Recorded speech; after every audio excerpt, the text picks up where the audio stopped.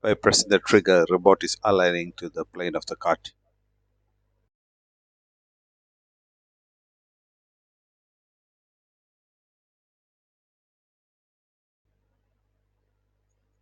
The blade is now cutting exactly in the required plane, and the green line is the haptic.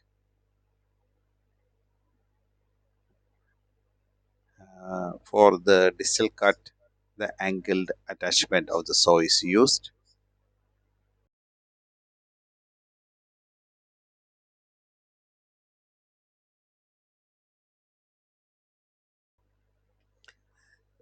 Trying to get the blue completely on the screen. The notch is protected by the haptic line so that the blade won't pass that line.